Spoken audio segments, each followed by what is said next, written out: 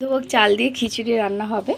তো এখন এই 1 গ্লাস মতো গোবিন্দভোগ চাল, আর এটা 1 গ্লাসের থেকে একটু বেশি নিয়েছি মুগ ডাল।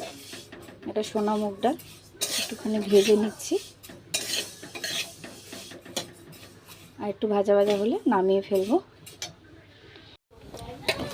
গোবিন্দভোগ চালটা একটু ধুয়ে নেব।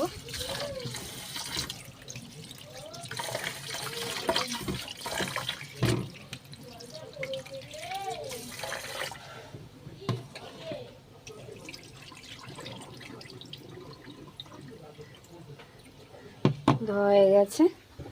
আর এখানে এই যে হাঁড়িতে জল দিয়ে দিয়েছি। জলটা গরম হলে তারপর ডাল দিয়ে দেবো। ডালটা একটু ভালো করে ধুয়ে নেব, তারপর হাঁড়িতে দিয়ে দেবো। ডালটা দিয়ে দিয়েছি, জলটা যেহেতু গরম হয়ে গেছে। এই চালটা এখন দিয়ে দেবো। ডালটা সেদ্ধ হয়ে এসছে কিছুটা। হলুদ দিয়েছি খিচুড়িটার মধ্যে, চালে ডালে এখানে। আর এখানে কড়াইয়ের মধ্যে সর্ষের তেল দিয়েছি, আর সাদা জিরে, শুকনো লঙ্কা আর তেজপাতা ফোড়ন দিলাম। আমার 2টো টমেটো, এতটুকু মতো জিরে, একটু গোটা ধনে আর শুকনো লঙ্কা, একটা দারচিনি দিয়ে ভালো করে পেস্ট করে নিয়েছি।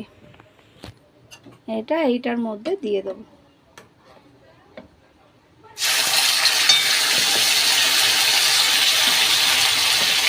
এক হাতা মতো দিয়ে দেবো। মশলাটা দিয়ে দিয়েছি 1 হাতা মতন। এবার এখানে একটু হলুদ দেবো, স্বাদ অনুসারে নুন দেবো, দিয়ে এটা ভালো করে কষিয়ে নেব।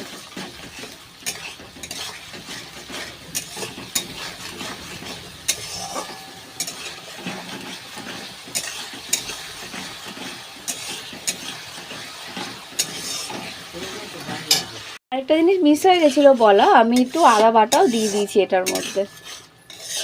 কষানো হয়ে গেছে। এবারটা এই খিচুড়িটার মধ্যে ঢেলে দেবো এটাকে। দেখুন এই চালে ডালে আর নুন হলুদ দিয়েছিলাম, সেদ্ধ হয়ে গেছিলো।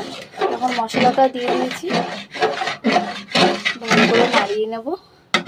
আর একটু ফুটে আসলে ঘি আর গরম মশলা দিয়ে দেবো। কালারটা কত সুন্দর এসছে। একটু ফুটে যাক। খিচুড়িটা এখন ফুটে গেছে। এখন এর মধ্যে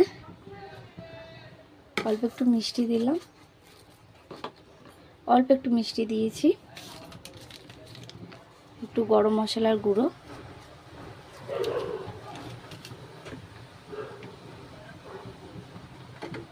আর অল্প একটু ঘি দেবো। খুব সুন্দর গন্ধ বেরোচ্ছে, এই দেখো।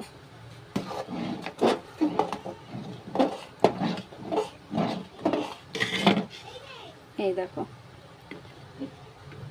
তোমাদের যদি আমার এই বানানো এই গোবিন্দভোগ চাল দিয়ে এই রেসিপিটা, খিচুড়িটা যদি তোমাদের ভালো লেগে থাকে, তাহলে তোমরা অতি অবশ্যই লাইক করো, কমেন্ট করো, সাবস্ক্রাইব করো মাম অ্যান্ড ডটার্স চ্যানেলে।